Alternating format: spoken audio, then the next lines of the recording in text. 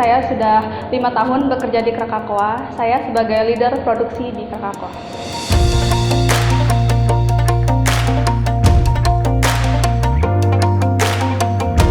Harus kontrol kualitas yang baik, pokoknya harus mempertahankan kualitas coklat kita itu supaya bagus gitu. Dan juga memantau semua proses produksi itu tadi sih yang pernah aku lakuin dulu, mulai dari roasting itu aku pantau gitu. Bener nggak ya dia roastingnya sesuai dengan SOP yang telah kita buat. Begitu juga dengan grinding, tempering, bungkus coklat juga mesti pantau, mereka harus bungkus rapi kayak gitu. Jadi kita tuh di sini sistemnya terima sampel biji dari petani di Tanjung Rejo, Sedayu, Bali atau itu Sulawesi segala macam. Terus aku terima sampel 1 kilo. Ya udah aku tes sampelnya di sini. Kalau misalnya kualitasnya oke, kita akan beli biji itu gitu, dan nanti kita akan bayar, lalu biji datang baru diproses ke sini. Jadi biji yang datang ke sini itu benar-benar yang kualitasnya udah terjamin bagus nih.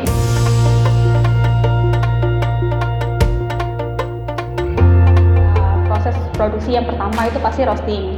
Jadi biji itu dimasukin ke oven besar gitu. Ya udah kita roasting. Untuk waktunya bervariatif sih, sesuai dengan profil apa yang kita inginin gitu. Jadi kalau misalnya kayak dark coklat itu kita ada profil sendiri, milk coklat kayak gitu. Proses selanjutnya itu adalah cooling. Jadi biji kita pecah itu dalam keadaan benar-benar dingin. Kalau misalnya kita dalam keadaan panas kita pecah atau kita winnow, itu nanti dia akan menempel pada nibsnya. Jadi kulitnya itu akan menempel gitu pada nibsnya. Jadi pada keadaan sudah dingin baru kita winnow, yaitu memecahkan antara si nibs dan shellnya. Jadi dari situ kita langsung ke proses selanjutnya giling.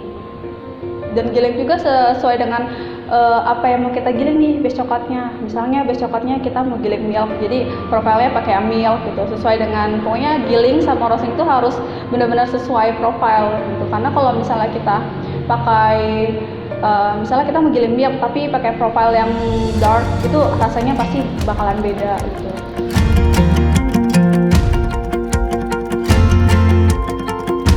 Proses grinding itu kita langsung ke ball mill. Ball mill itu berfungsi untuk menghaluskan partikel.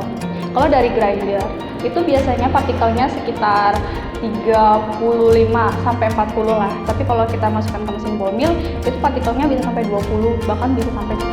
Jadi udah dari di ball mill itu langsung kita ke tempering machine. Jadi itu bertugas untuk cetak coklat, dan juga pencampuran flavor itu ada di tempering. Jadi kita misalnya mau cetak coklat rasa chili, nah jadi flavor si chilinya itu kita campurinnya di tempering. Jadi setelah tempering itu proses selanjutnya yaitu proses cooling. Jadi coklat itu kita dinginin, nggak butuh waktu lama sih, sekitar 15 sampai 25 menit lah itu udah bisa kita buka dari cetakan. Habis kita buka dari cetakan, dari mold, langsung kita wrapping, langsung kita bungkus.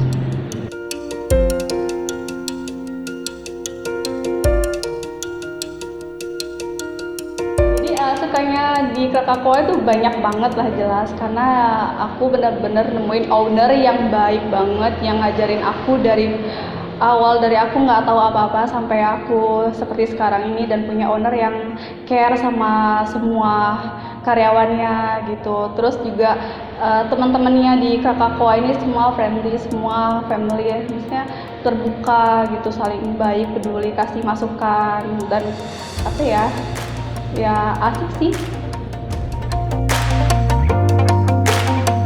Aku banyak belajar baru gitu, maksudnya banyak pengetahuan yang bisa aku ambil dari Krakatoa ini, dari semua proses yang telah aku lewati selama 5 tahun.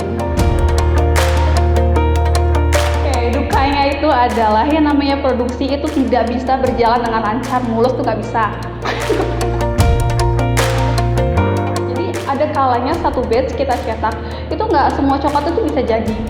Terkadang ada aja yang coklatnya kayak putih-putih atasnya atau merah-merah, itu kayak suhunya kurang tepat gitu. Jadi kita mesti remove kan. Jadi kita udah nyetak satu batch itu biasanya sekitar 160 bar.